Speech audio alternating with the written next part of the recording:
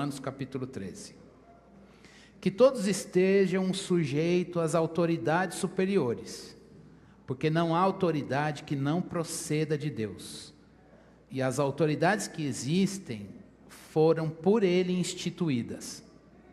Assim, aquele que se opõe à autoridade resiste à ordenação de Deus, e os que resistem trarão sobre si mesmos condenação. Porque os magistrados não são para o temor, quando se faz o bem, e sim quando se faz o mal. Você quer viver sem medo da autoridade? Faça o bem, e você terá o louvor dela. Pois a autoridade é ministro de Deus para o seu bem. Mas se você fizer o mal, então tenha medo. Porque não é sem motivo que a autoridade traz a espada, pois é ministro de Deus, vingador, para castigar quem pratica o mal. Portanto, é necessário que vocês se sujeitem à autoridade, não somente por causa do temor da punição, mas também por dever de consciência. É por isso também que vocês pagam impostos, porque as autoridades são ministros de Deus, atendendo constantemente a esse serviço. Paguem a todos o que lhes é devido. A quem tributo, tributo. A quem imposto, imposto. A quem respeito, respeito. A quem honra, honra. Não fiquem devendo nada a ninguém, exceto o amor de uns para com os outros. Pois quem ama o próximo cumpre a lei. Pois esses mandamentos: não cometa adultério, não mate, não furte, não cobice, e qualquer outro mandamento que houver, todos se resumem nesta palavra: ame o seu próximo como você ama a si mesmo. O amor não pratica o mal contra o próximo, portanto, o cumprimento da lei é o amor. E digo isto a vocês que conhecem o tempo: já é hora de despertarem do sono, porque a nossa salvação está agora mais perto do que quando no princípio cremos. Vai alta a noite e o dia vem chegando. Deixemos, pois, as obras das trevas e revistamo-nos das armas da luz. Vivamos dignamente como em pleno dia, não em orgias e bebedeiras, não em imoralidades e libertinagem, não em discórdias e ciúmes, mas revistam do Senhor Jesus Cristo e não façam nada que venha satisfazer os desejos da carne. Vamos orar. Deus, a Tua palavra foi lida e louvado seja o Senhor por isso. Obrigado pela palavra. Ó Deus, nós oramos como salmista, que, ó Deus, as palavras dos nossos lábios e o meditar do nosso coração sejam agradáveis a Ti. Cumpre essa palavra em nós neste momento de pregação, Senhor. Nós queremos uma meditação do coração. E queremos, ó Deus, a Tua palavra nos nossos lábios. Deus, que a Tua palavra mude a nossa mente. Que a Tua palavra mude as coisas dentro de nós. Só ela tem esse poder. Que a Tua palavra, Senhor Deus, pastoreie as nossas, ó Deus, as nossas emoções. A gente seja governado, Senhor Deus, por aquilo que a gente crê e confessa biblicamente. Ó Deus, que a Tua palavra tome as rédeas nas nossas decisões, ela tome a liderança. Que a gente, Senhor Deus, nós joguemos as nossas resistências à verdade diante do Senhor. Ó Deus, que o nosso coração não resista à Tua voz, e todos nós saiamos daqui, Senhor Deus, desafiados, encorajados, consolados, corrigidos, alimentados pela Tua voz, pela Tua palavra. Tu és o nosso pastor, nós somos Tuas ovelhas e viemos aqui para Te ouvir. Estamos aqui como aquele jovem, Senhor Deus, que um dia o Senhor chamou. Pode falar, Senhor, que o Teu servo, nós Teus servos Te ouvimos. Fala, Deus, não permita que sejamos roubados, ó Deus, neste momento. Queremos Te ouvir e não apenas entender a palavra, mas queremos ouvir, entender, crendo, para praticar, no poder do Teu Espírito e para a glória do Teu nome. Oramos em nome de Jesus. Amém. No capítulo 12, a gente viu que Paulo fala para a gente amar. o nosso próximo. E ele nivela ao extremo: ame até aquele que te odeia. Ame até aquele que quer o teu mal. E isso faz coro com o que Jesus Cristo nos ensinou. Agora no capítulo 13, lembra que Paulo nos escreveu com capítulo e versículo. Ele vai voltar a falar do amor, mas é pão e o hambúrguer, não sei se a imagem fica boa, mas o recheio é: se submeta às autoridades. Então ele vem falando: ame até aquele que quer o seu mal. Se submeta às autoridades, ama o teu próximo. Então não perca essa linha do que ele vem dizendo. Não é, a gente não está aqui com o último sermão do capítulo 12, mas ele vem desenvolvendo esta argumentação. Então ame o teu inimigo, obedeça à autoridade e ame o teu próximo. Tudo isso faz parte, quero lembrar você, de um sacrifício vivo, santo e agradável a Deus, como ele disse no capítulo 12. A gente está estudando na nossa escola bíblica este ano que a vida é culto, tudo é para o louvor do Senhor. Então, irmãos, a nossa dinâmica cotidiana, na dinâmica das relações interpessoais, lá no trabalho, na escola, no condomínio, na família, com pessoas que não gostam de você, com pessoas que competem com você, com pessoas que te colocam numa competição que você talvez, eu não estou inscrito nessa competição, eu não quero chegar em primeiro lugar. Mas as pessoas, às vezes, no mundo corporativo fazem isso com a gente, né? Coloca você: olha fulano, eu já fiz isso, você ainda não fez? Fala: pode fazer, eu não quero fazer, eu estou aqui consciente do meu trabalho, fazendo com excelência, acima da mediocridade, mas eu não quero chegar em primeiro lugar, eu não quero ser o melhor, eu não quero ser o mais conhecido, eu quero fazer com excelência para a glória de Deus. E isso às vezes está muito claro para o nosso coração, mas às vezes as pessoas nos colocam em disputas que talvez você não queira brigar e que você não queira estar. Mesmo assim, a gente precisa saber estar nesses lugares, nessas relações, lembrando disso: Deus, eu estou aqui e o meu trabalho é culto. O meu trabalho é louvor para Ti. O meu trabalho é para a Tua glória. A dinâmica do serviço em casa, as dinâmicas dos afazeres domésticos para os meus filhos, para o meu marido, para a minha mulher, tudo isso, Deus, eu quero fazer na dinâmica de fazer com excelência e em amor e para a Tua glória. Agora deixa eu chamar a sua atenção. Então você não pode esquecer: é amor, obedeça à autoridade e ama o teu próximo. Tudo isso é culto, é sacrifício vivo, santo e agradável a Deus. Você está cultuando a Deus ali também. E aí tem um autor que ele rege a nossa colocação aqui, junto com outros, que é o John Stott, e ele diz assim, preste bastante atenção, devia ter digitado, não fiz isso de novo. Você só vai estabelecer uma relação correta com as autoridades, com o Estado, por exemplo, que é um servo de Deus, coloca aqui na Bíblia ministro, e a palavra que está ali é servo de Deus, diácono, a palavra é diácono, e com a lei mosaica: não matarás, não cobiçarás, eu estou invertendo as ordens, mas como ele citou aqui no texto, você só vai ter uma relação correta com as autoridades que Deus estabeleceu e com os próprios mandamentos, conforme a gente tem na palavra do Senhor. Por exemplo, a expressão máxima disso é amar a Deus sobre todas as coisas e o próximo, se você tiver uma relação correta com a vinda do Senhor. Pensa nisso, isso vai reger a nossa colocação aqui hoje.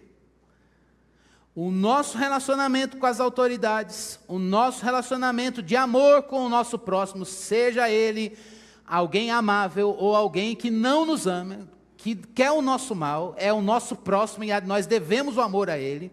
Essas duas coisas estão balizadas, são regidas pela nossa relação, nossa expectativa, nossa esperança de que um dia Jesus vai voltar. Nós somos chamados para viver à luz da espera da volta de Jesus. Portanto, põe essas coisas sob observação no teu coração. Eu estou pondo, se você deseja a volta de Jesus, você tem essa ardente expectativa, um termo bíblico da própria carta aos Romanos, de que Jesus um dia volte e a gente viva eternamente no novo céu e na nova terra, na criação restaurada, com um corpo de glória, na presença do Senhor, amando, servindo a Deus e vivendo para a glória dele, porque é isso que ele foi nos preparar. Jesus Cristo disse isso: eu vou preparar lugar, e o livro do Apocalipse mostra a consumação, e ele nos mostra que vem um novo céu, uma nova terra, a criação restaurada, e a gente vai viver livre do assédio do diabo, livre do pecado, não vai mais ter o choro nem a morte. Essa ardente expectativa, irmãos, ela vai ter desdobramentos na maneira pela qual a gente se relaciona com as autoridades e maneira pela qual a gente traz a dinâmica do amor de Deus para os nossos relacionamentos, o relacionamento com o nosso próximo. E é por isso que nós vamos ter aqui dois momentos na nossa meditação. Como é que a gente se relaciona com o Estado, com a autoridade, à luz do Evangelho? E como é que a gente também vive a ética e o amor de Cristo na dinâmica das relações interpessoais? Como é que a gente é avivado pelo Espírito Santo para fazer isso? Então, do versículo 1 até o versículo 7, eu quero trazer alguns conceitos para a gente. Eu sei que está meio professoral o negócio hoje, mas vai ficar assim. E aí você se vira. Presta atenção, já tomou café, se não tomou, não vai tomar agora, vai acordar. Estratégia do Estevão, fica em pé no canto, está com sono, e é assim a vida. Então, algumas coisas que você não pode esquecer. Um princípio, preste bastante atenção: igreja, família e governos são instituições divinas. Entre outras, mas eu vou colocar essas três: igreja, família e governos são instituições divinas. Isso é um princípio que está na palavra. Segunda coisa que a gente precisa aprender à luz desse texto: o que é uma autoridade instituída por Deus? Deus instituiu família, nós não vamos falar disso hoje. Instituiu igreja, então nós também não vamos falar disso hoje, mas ele instituiu governo. E o texto fala disso. E ele, quando institui, ele dá autoridade. Ele dá autoridade. O que é autoridade aqui? Palavra que precisa ser resgatado, o conceito bíblico para a gente. Autoridade, olha que coisa linda. Quando você diz que Deus te deu autoridade, você está dizendo: eu sou servo dele. Não é lindo demais isso, irmãos?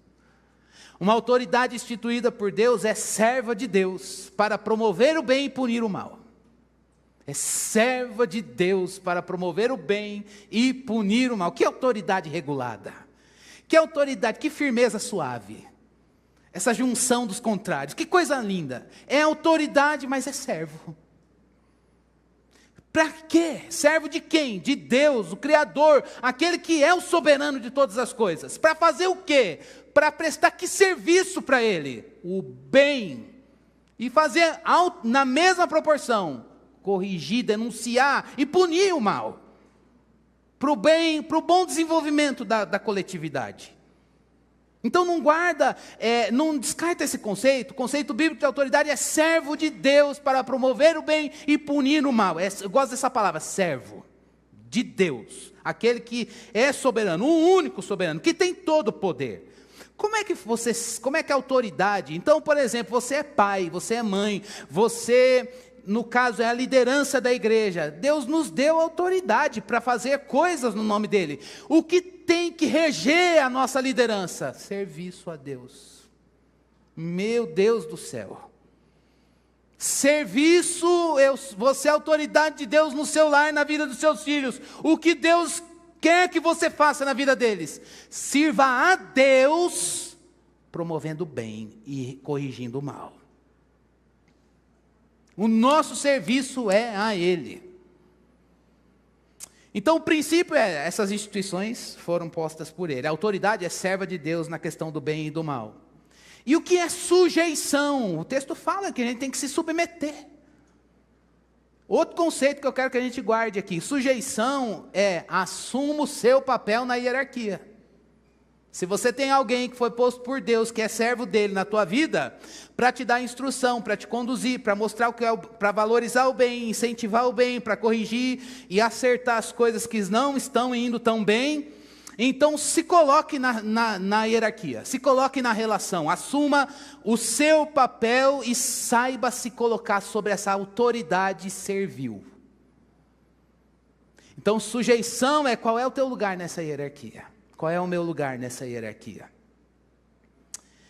Agora, então, vou retomar os princípios, os conceitos. O princípio é a autoridade instituída. A autoridade significa servo de Deus para o bem, promover o bem e corrigir o mal. Sujeição é saiba o seu lugar na relação ou na hierarquia, o papel que te cabe.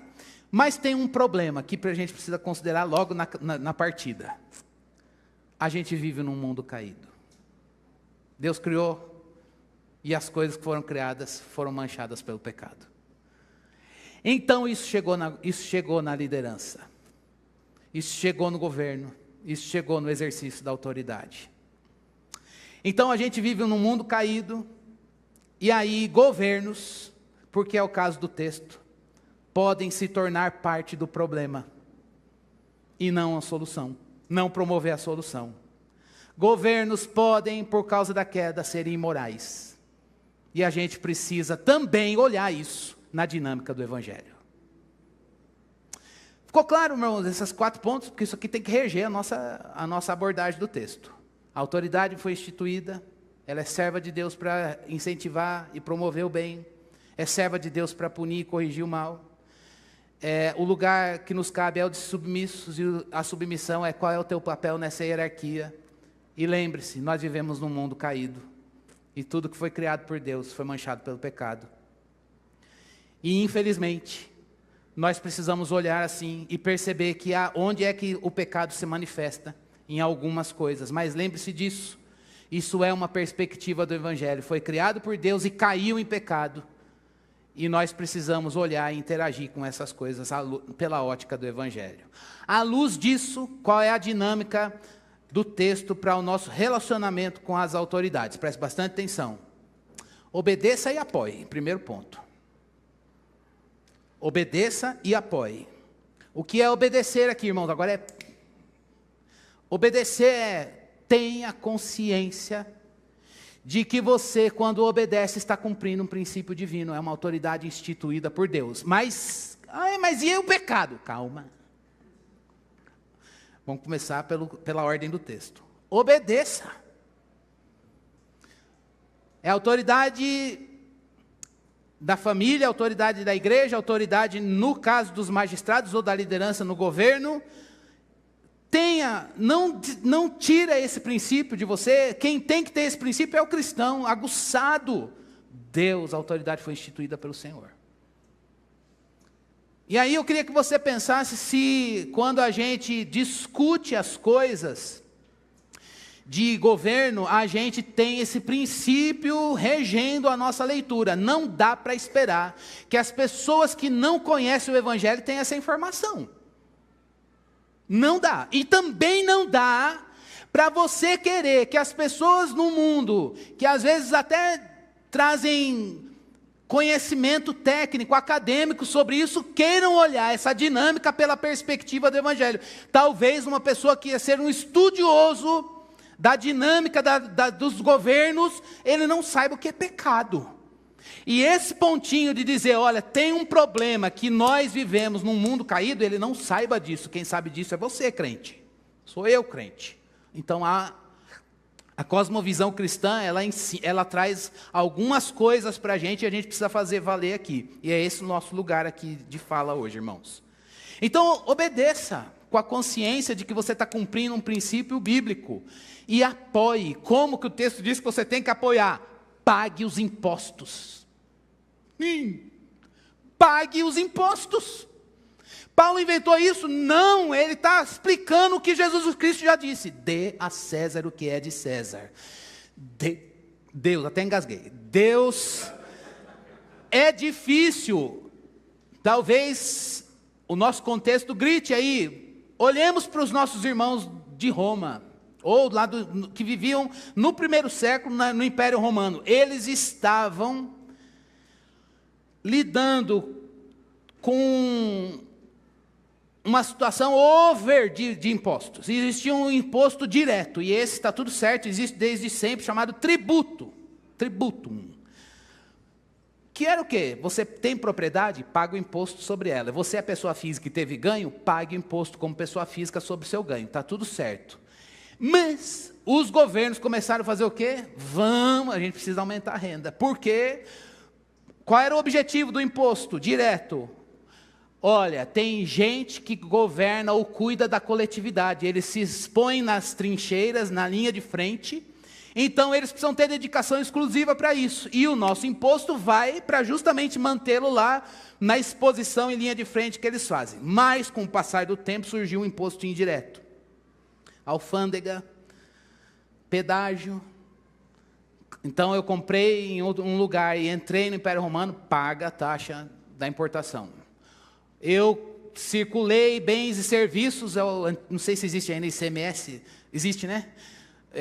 Imposto sobre circulação de bens e serviços, então, paga o ICMS. E aí, a carga tributária, para os irmãos do primeiro século, ela estava numa proporção dos impostos diretos e os impostos indiretos não tinham mais fim.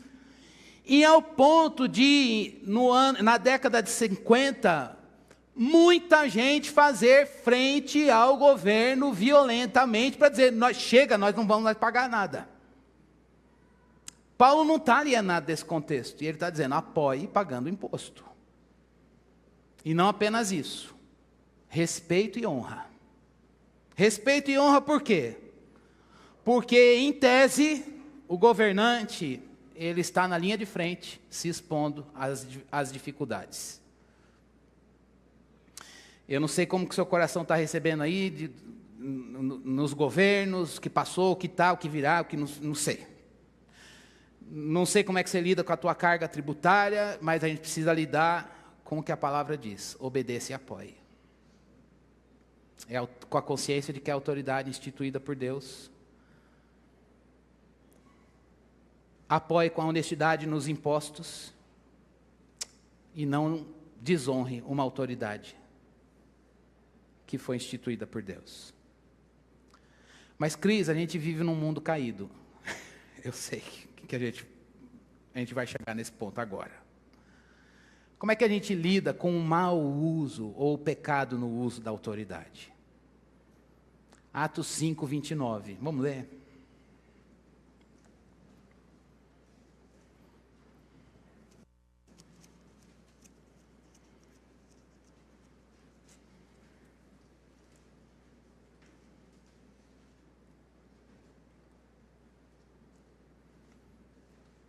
Atos 5, 29.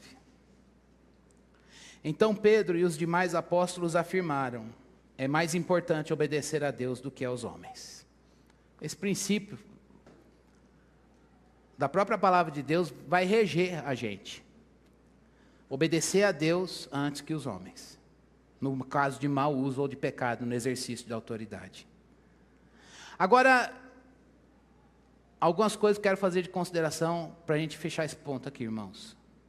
O que significa obedecer a Deus antes que os homens? Ou temer a Deus e fazer a vontade dEle? Significa, nada justifica, irmãos, a gente obedecer a Deus e, no caso, se opor à proposta dos homens, mas a gente pode fazer isso sem violência. Sem violência. E aí, segmenta a violência verbal, agressão verbal, em termos, violência, daí eu comecei do verbal, mas coloca 1, 2, 3 e enumera. Sem violência. É possível discordar de César de maneira respeitosa e não violenta. Segundo ponto, irmãos, quando for o caso de obedecer a Deus e não aos homens, O foco do crente é na submissão a Deus e não na oposição. É lógico que a gente vai se opor. É lógico que aquele ponto ali, isso aqui eu não me submeto. Nesse ponto eu me rendo ao Evangelho. Quem governa a minha postura aqui é o Evangelho de Cristo Jesus. O meu foco é no Evangelho e não na guerra e na oposição pela oposição. Eu sinto que às vezes a igreja, não estou falando da gente, ela pode se perder mais na oposição pela oposição e não na fidelidade à verdade bíblica. Parece que às vezes a gente está com uma raiva e um sentimento de vingança e ódio, e ao ponto de a gente dizer isso sufocar uma coisa tão bonita do Evangelho. E isso pode acontecer comigo, com você. Então, vamos agir sem violência, de uma maneira respeitosa, foque no ponto da submissão a Deus, e não só no que é oposição. E aí, não entendo o que eu quero dizer, à luz da palavra, à luz do Novo Testamento, a gente precisa, por amor a Deus, estar preparado para as consequências. Não é assim, prepare-se para as consequências. Não é nesse sentido. É conscientemente de que o apego e a fidelidade à verdade do Evangelho pode trazer consequências. E a gente precisa estar preparado para isso. E não se ver vítima da obra de Deus. E aí eu queria trazer mais um mix de texto. Um plus. Porque eu preciso me apoiar, preciso deixar o Novo Testamento pregar para a gente aqui. Vamos ouvir o mesmo Paulo em outra palavra? Abra comigo em 1 Timóteo capítulo 2, versículo 1, 2 e 3.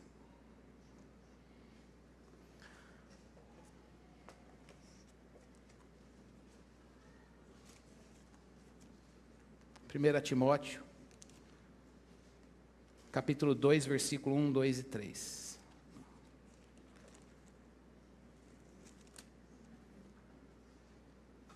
Olha só o que a Bíblia diz, fazendo coro. Encontrou pecado na liderança, no governo? Antes de tudo, peço que se faça... Aqui é um Paulo mais velho, hein, gente? É um Paulo já lidando com perseguição por conta do Império Romano. E ele mudou, né? Flexibilizou. Peço que se façam súplicas e orações, intercessões e ações de graças em favor de todas as pessoas. Ore em favor dos reis e de todos que exercem autoridade, para que vivamos uma vida mansa e tranquila, com toda piedade e respeito. Isto é bom e aceitável diante de Deus, nosso Salvador. A gente pode dizer, Deus, eu não vou me submeter,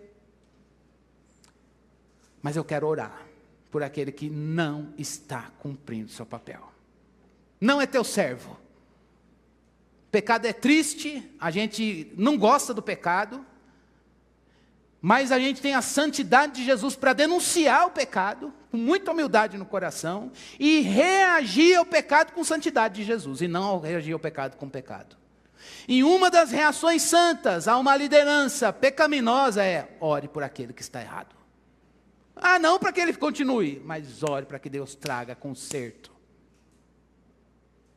Ore para que haja uma liderança, a gente possa viver uma vida mansa e tranquila, com piedade e respeito. O tanto quanto a gente deve denunciar, a gente também precisa orar, irmãos.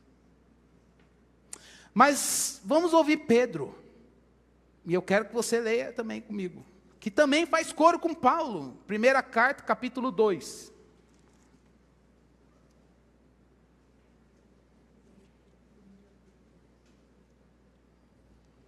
Versículo 13.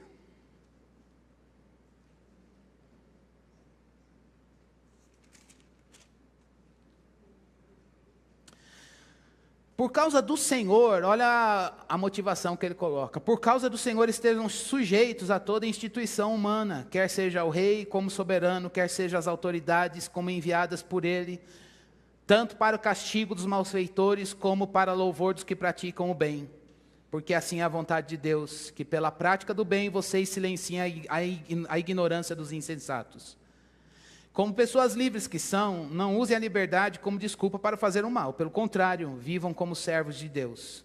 tratem todos com honra, amem os irmãos na fé, temam a Deus e honrem o rei. E agora a gente não vai ler, mas eu quero trazer o João, do Apocalipse, que diz que o nosso Senhor não é César, mas Jesus Cristo. Com isso, irmãos, ninguém está incitando rebeldia, muito pelo contrário, mas uma piedade e uma firmeza bíblica e doutrinária, um apego zeloso pela verdade e uma postura de humildade para que até a nossa ética, ela louve o Senhor e as pessoas percebam muito mais do que a nossa opinião, o Senhor a quem a gente serve. Então, esse primeiro ponto é qual é o nosso comportamento diante das autoridades, mas o texto não para por aí. Paulo fala, obedeça às autoridades, mas em segundo ponto ele diz, lembre-se da ética do amor, e relacione todas essas coisas com a volta de Jesus, e aí a gente vai para o versículo 8 até o final. Então a palavra de Deus nos desafia assim, o amor não é uma coisa opcional, ele diz, olha, você deve o amor. A todo mundo a gente deve o amor.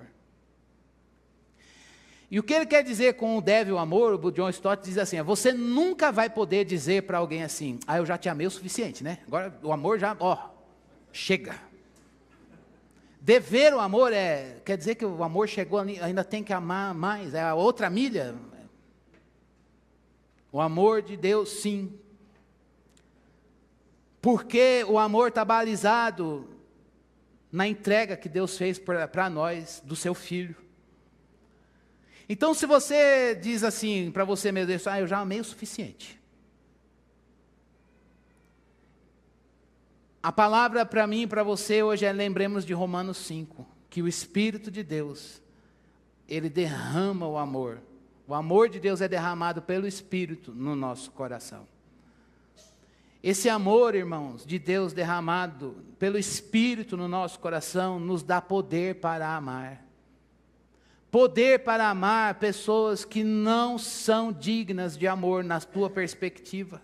Como C.S. Lewis diz, não são amáveis. Amar desgraçado. Amar uma coisa desprovida da graça, de beleza. Você fala, meu Deus, isso é abominável. Mas mesmo assim é possível que o amor de Deus derramado pelo Espírito no nosso coração nos leve a amar aquilo que não é amável. Isso é poder de Deus. Não é uma graça do teu temperamento. Não é uma coisa que a tua carne sabe fazer bem. É obra do Espírito. Portanto, se você não sabe amar, busque uma vida cheia do Espírito. Porque é poder do Espírito derramado em nós, trabalhado, forjado em nós, que nos ensina a amar a quem Deus quer alcançar com amor por meio da gente. Esse amor, talvez você diga, beleza, como é que busca o Espírito? Buscando o Espírito, irmãos. Como é que busca? Em oração. Senhor, eu estou orando firmemente para que o Senhor derrame amor, porque eu não consigo amar fulano. Não consigo amar aquela pessoa. Não consigo perdoar aquela pessoa. O mesmo Paulo na carta aos Efésios, ele diz, tem um caminho. Com o perdão que você é perdoado, você perdoa. Quando você se vê pecador, perdoado diante de Deus, você diz, mas Deus perdoou minha transgressão. Como que Ele não vai perdoar esse que me feriu? E é por isso, irmãos, que hoje a gente precisa permitir que o Espírito de Deus nos dê poder para amar. Quando a gente pensa em poder pentecostal, eu cresci nesse meio, irmãos. Poder pentecostal na minha geração era uma coisa estética. Já falei isso aqui. Era uma coisa, o cara do poder, ele tinha uma estética, não estou dizendo que ele não tenha. Ele tinha uma estética poderosa. Então ele tinha uma estética no falar, no jeito de orar, e no jeito da glória, no jeito de fazer as coisas. Eu falava, Deus, aquele ali é labareda. A gente até falava assim. E aí, não estou dizendo, está tudo certo. Está tudo certo quem tem esse poder na estética.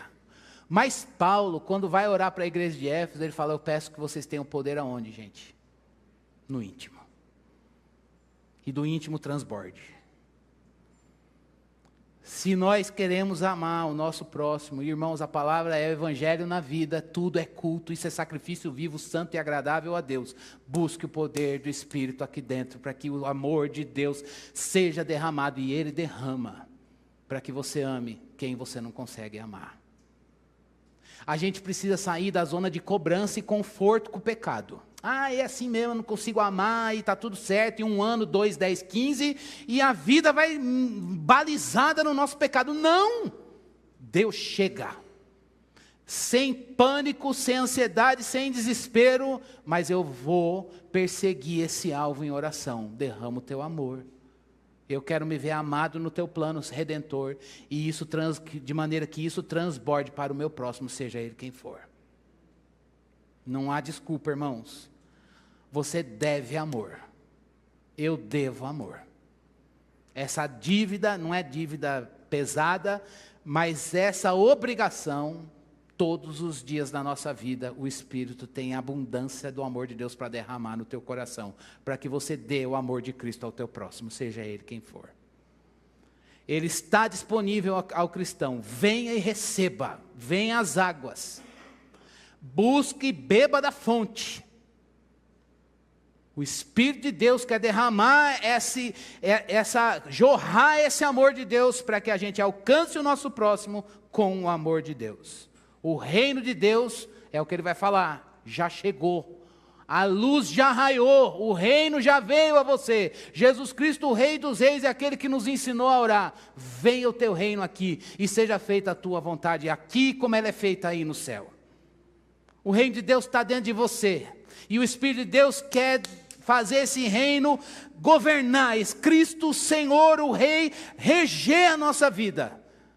Mas para isso, a gente precisa estar consciente desse trabalho poderoso do Espírito Santo.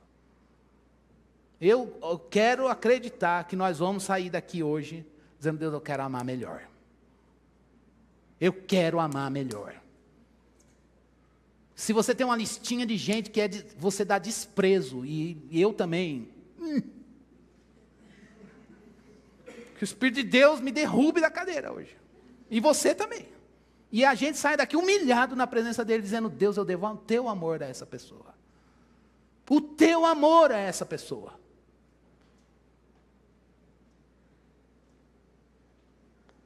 E por fim, irmãos, eu vou fazer isso aqui, depois uma aplicação e acabou.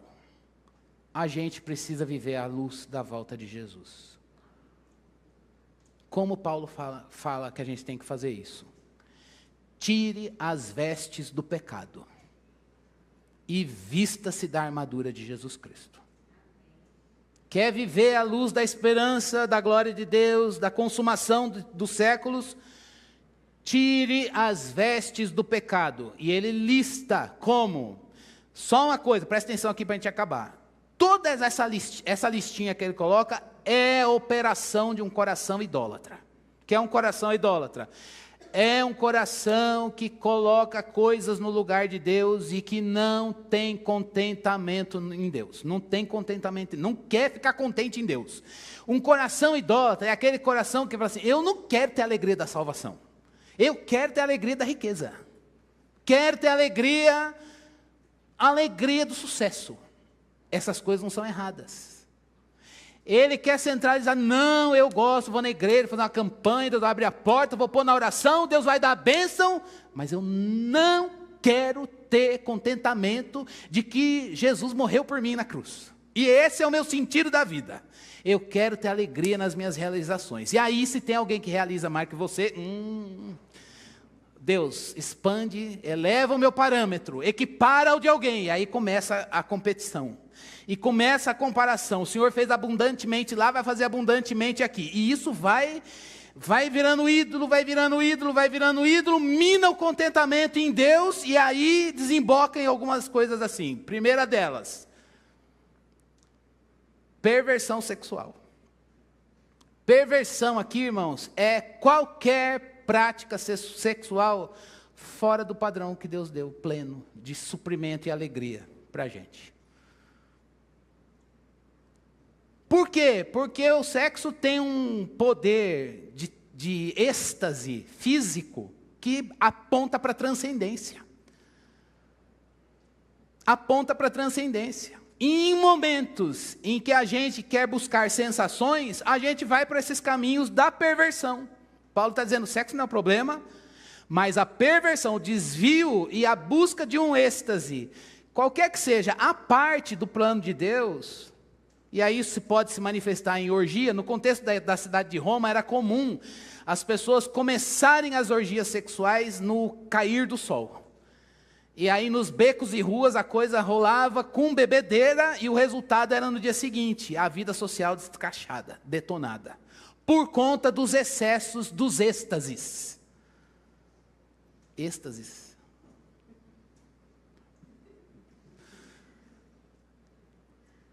E aí Paulo está dizendo, quer viver à luz da esperança, da volta de Jesus? Tira essas vestes do pecado, a gente não precisa disso. Deus nos deu o sexo como um presente, é uma bênção, uma celebração à vida. Mas a perversão, ela nos leva a uma postura viciante e sempre insatisfatória. Junto com isso, ele diz, olha, se livra da bebedeira. Lógico que não é a bebida social aqui. É aquilo que ele faz coro com Efésios capítulo 4, 5. Não se embriague com vinho, você tem uma maneira melhor de êxtase. Seja cheio do Espírito. Toda vez que a gente troca a alegria e o êxtase do Espírito, irmãos, por qualquer outra sensação química, ou qualquer outro componente, a gente está cedendo às nossas próprias perversões e tirando contentamento em Deus e seguindo os ídolos do nosso coração. E terceira coisa que a gente precisa fazer, se despojando da veste do pecado, é cuidado com as tuas relações sociais. Ele diz, tira, em algumas versões, a minha está ciúme, mas em outras está inveja e discórdia. Discórdia, irmãos, não é divergir em ponto de vista. Lógico que a gente diverge. Nós somos diversos. Não é? Eu não manjo de time, mas sei lá, vocês têm, eu acho um barato quando vocês começam a discutir a história dos times. Aí, não, mas porque naquele campeonato, não sei o que lá, ali teve uma corrupção, isso invalida aquele ponto, não sei o que lá, então, mas tudo bem, vazou e ganhou o troféu e virou um marco. Mas, se a gente olhar honestamente, eu acho isso sensacional. Eu falei, são pontos de vista, é tese, antítese, faz a síntese, e debate para cá, debate para lá, mas todo mundo se ama, toma ceia, somos um em Cristo Jesus, assim espero, e em nome de Jesus, amém. Oxalá o Senhor vai voltar. Agora, o ponto, irmãos, a gente vai divergir. Quem é da esquerda, da direita, centro-esquerda, centro-direita, pentecostal, cessacionista, continuista, tudo certo. O ponto aqui é quando a gente não quer se sujeitar a Jesus na vida do irmão. Não me rendo a Jesus na vida dele. Por quê? Porque o meu coração é duro e orgulhoso. A luz do último sermão eu não acredito que ele vai me servir, vai dar Jesus com aquele dom, eu não quero receber. E eu também, às vezes, a negligência pode ser, eu não vou servir, eu não vou partilhar Jesus com esse dom. E isso pauta também o caminho para o ciúme e para a inveja. Inveja é quando um coração não está plenamente satisfeito em Deus, a gente olha tudo do outro como mais pleno. E aquilo que Deus tem feito em nós parece que está desprovido de graça. E aí a gente não consegue ver Deus no pouco. Irmãos, às vezes Deus traz prosperidade no pouco. Eu já vivi isso. É numa porção que o Senhor dá totalmente diferente de uma outra porção para o meu próximo. Mas aquela proporção que Ele preparou para mim é abundante e próspera. Tem a bênção dEle. Se o nosso coração está governado pela inveja, você olha o pouco abençoado, próspero, de acordo com a Bíblia, do Salmo 1, e diz, Deus, eu não quero. Como era o povo no deserto. Não, aqui, tem coluna de fogo, nuvem, tem sapato que cresce conforme o pé cresce, tem comida que vem do céu, tem tudo.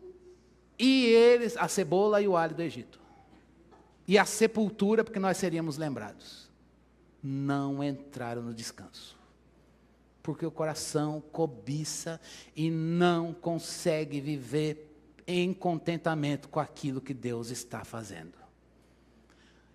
Eu queria lembrar a gente, agora para encerrar, quando a gente ficou 10 anos, 13 anos no hotel. Irmãos, momento da confissão. Vários anos eu olhava e falei assim, eu vou direto para a igreja, não vou olhar para uma igreja do lado. Se eu olhar um prédio bonito, uma catedral com sino tocando, e a gente indo para o hotel e monta e desmonta. Quer fazer um encontro no sábado, qual é o salão de festa? Da casa de quem? Irmãos, anos assim, anos, querendo estruturar departamento, não dá para fazer, tem a limitação de espaço. O que Deus quis ensinar? Seja fiel no pouco. Eu lembro disso, uma vez que o Lucas falou, a gente tem que aprender a ser fiel no pouco. Ver a prosperidade e a bênção de Deus na proporção que Ele nos deu. E hoje nós estamos aqui sem orgulho, tem que ficar sem orgulho no nosso coração e dizer, o Senhor, o mesmo Deus que abençoou a gente aqui, também foi conosco quando a situação era de aperto. Mas a gente tinha a bênção e a prosperidade dEle. E aí, irmãos, para a gente encerrar, nessa dinâmica da eternidade e do temporal.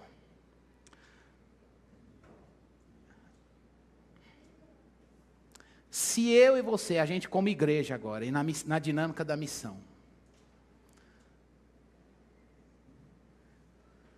talvez se outras pessoas falassem desse ponto, falariam melhor que eu, mas vou compartilhar o pão pequeno. Se a gente pensar, irmãos, na nossa dinâmica da vida, só aqui e agora. Só aqui e agora. O que é só aqui e agora? Está tudo certo, faz parte da igreja. Nós temos bebês e eles choram. E é a linguagem deles. E a gente cultua Jesus, né? Demais isso. Isso eu tenho saudade do hotel, as crianças no culto, assim, sabe? Eu aprendi, é uma benção fazer aquela linguagem de choro.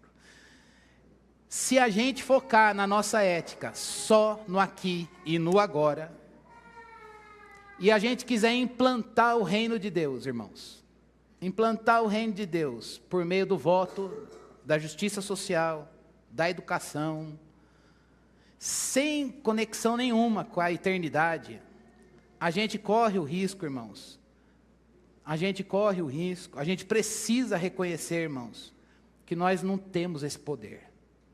A gente tem que votar com consciência? Claro que sim. Tem que buscar melhor educação? Claro que sim. Posso falar disso porque é o lugar que eu estou. A gente tem que zelar pela justiça social? Claro que tem. Não, isso é inegociável. Mas tem um ponto que o cristão tem que reconhecer. A gente faz todas essas coisas, põe mão no arado, vai trabalhando no solo, mas a gente reconhece humildemente que só o próprio Deus implanta o seu reino neste mundo. Nós somos servos dele. Eu voto com consciência. Eu vou lutar por uma educação de qualidade. Vou lutar pelas instâncias sociais. Vou lutar e vou fazer. Mas eu reconheço humildemente que o nosso trabalho no Senhor, ele não é vão. Senão, irmãos, a gente vai fazer o poder do voto, o poder da educação, o poder de qualquer coisa, à parte de Deus. E esse não é um caminho saudável. Por outro lado, se você é daqueles que deixa esse mundo, Jesus vai voltar e que se exploda, eu estou ali, eu quero que Jesus venha, eu quero é culto, poder de Deus, Deus desce aqui, toca, derruba, fala, enche, transborda, eu quero me embriagar porque esse mundo jaz no maligno. Confesso que em muitos momentos eu flertei muito com isso. Se você quer só o céu, eu quero dizer para você que se a nós, a igreja, a gente perder de vista o chamado de Deus para a gente ser luz do mundo e sal da terra, a gente vai ficar obcecado com data que Jesus vai voltar, em que agora teve, na minha época, eu lembro, Guerra do Golfo, agora é um sinal do Apocalipse, o ano que vem Jesus vem, pandemia, ano 2000, bug do milênio, vai, 1000 passará, 2000 não chegará, Jesus volta o ano que vem, pandemia, agora, e pum, passou, nós estamos aqui, Jesus não voltou, e a gente ficou esperando o céu, e aí uma igreja assim, desculpa, não é útil à humanidade. Qual é a postura que nos cabe, então, na missão, irmãos? A igreja, isso não é do John Stott, isso é de um outro autor, comentarista, chama Marvin Pate, ele diz o seguinte: a igreja precisa se concentrar em pregar o evangelho, amar as pessoas, mas sabendo que a solução final aguarda a volta de Jesus Cristo. Por isso que o que precisa pautar, o nosso amor para o próximo, e a obediência às autoridades, e a não sujeição ao pecado de uma autoridade mal desempenhada, é a nossa perspectiva de que um dia Jesus Cristo vai voltar. O reino que Ele vem trazer para nós já foi implantado aqui dentro. Nós já somos deste reino. E é porque somos cidadãos deste reino, Ele é o nosso Senhor, que a gente diz, Cristo é meu Senhor e não César. É a Ele que eu me rendo. Quando a proposta é pecaminosa e coloca em xeque a verdade do Evangelho. Amém? Que o poder do Espírito esteja sobre nós. O poder do Espírito esteja sobre nós, para a gente viver a palavra. E que a gente saia daqui hoje cheio do poder para amar. Cheio do poder para amar. E para se sujeitar. Amém? Vamos orar.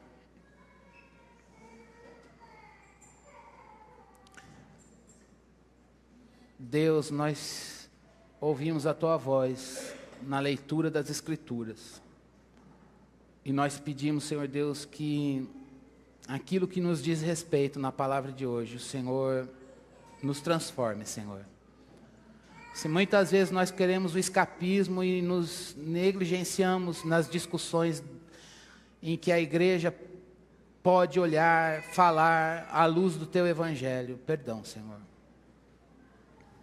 Mas se muitas vezes na luta, Senhor Deus, na missão, a gente se perdeu e perdeu a perspectiva da volta e do senhorio de Jesus Cristo, perdão, Senhor. Dá-nos um coração livre do ódio, dá-nos um coração livre, Senhor Deus, do rancor, dá-nos um coração, Senhor, livre da insubmissão, dá-nos um coração, Senhor Deus, submisso, que honra o Senhor nas instituições que o Senhor colocou neste mundo para o nosso bem. Ó Deus, e quando nós percebemos, Senhor Deus, que o mal está ali, ó Deus, que nós possamos em amor, e em firmeza na palavra, dizer não. Ó Deus, mas não com um pecado, Senhor, mas com a santidade de Jesus. Deus, se nós temos dificuldade, Senhor Deus, de apoiar nos impostos, ou no respeito, Senhor, se falta fé para pagarmos um imposto, seja o empresário ou pessoa física, Senhor, achando que, ó Deus, o caminho não oficial, ele é mais próspero, Deus converte o nosso coração e as nossas atitudes nesta manhã. Nós pedimos provisão do Senhor para andarmos direito. Nós queremos que o nosso apoio glorifique o Senhor. Deus, nós pedimos também que aquilo que é mal feito, Senhor, que é desonroso, para a própria razão de ser da autoridade, seja numa instância pequena, numa empresa ou nas maiores, no mundo, Senhor. Deus, colocamos isso diante do Senhor e oramos pelas autoridades e pedimos, tem misericórdia, Senhor. Tem misericórdia. Ó Deus, que o Senhor, ó Pai, traga conserto. Que o Senhor traga, Senhor Deus, percepção do erro. E faça, Senhor, justiça com as Tuas mãos santas. Ó Deus, nós pedimos a Tua bênção sobre esta igreja, sobre nós. Que o nosso coração esteja contente no Senhor. Que o nosso coração esteja, Senhor Deus, alegre, satisfeito plenamente no Senhor, Deus. Nos livra, Senhor Deus, de um coração, Senhor Deus, que vai buscar prazer e contentamento, ó Deus, na perversão sexual. Ou, Senhor Deus, nas discórdias e invejas. Ou, Senhor Deus, vai, ó Deus, procurar, ó Deus, satisfação plena, Senhor Deus, em qualquer substância ou êxtase de qualquer substância, de qualquer natureza. Deus, que a gente possa ser atraído para o Teu altar, para a Tua glória, para a Tua presença, e dizer como salmista, glória e majestade estão diante dEle, força e formosura no Seu santuário. Que a gente seja atraído pela Tua presença, Senhor Deus, a ponto, Senhor Deus, de nos rendermos a Ti e dizer, mais vale um dia nos Teus atos do que 1000 fora dEle. Na tua presença a alegria é plena, ela é abundante, Senhor Deus. Na tua presença, Senhor Deus, ó Deus, nós saímos dali restaurados, consertados, corrigidos, quebrantados, ensinados, ó Deus, santificados, ó Deus, e é isso que nós pedimos nesta oração, Senhor Deus, neste final de culto. Ó Deus, agracia-nos, ó Deus, com a alegria da tua salvação, Senhor. Ó Deus, e nós pedimos que o Senhor nos guarde neste mundo, para que possamos, Senhor Deus, dar um bom testemunho de pessoas que te amam sobre todas as coisas e amam o próximo, Senhor, com teu amor. Ó Deus, que o amor por ti, Senhor Deus, o amor por ti nos faça dizer não àquilo que fere a tua santidade, fere o Evangelho de Cristo Jesus. O amor por ti, ó Deus. Nos livra, Senhor Deus, de pegarmos os instrumentais dos filisteus, Senhor. Nos livra de irmos à batalha, Senhor Deus, com uma armadura que não é a do Evangelho, Senhor.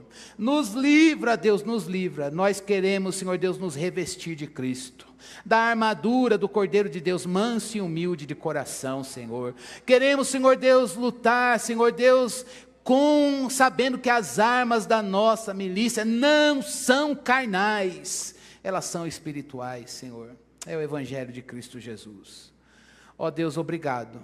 Obrigado porque o Senhor nos ensina e nos instrui.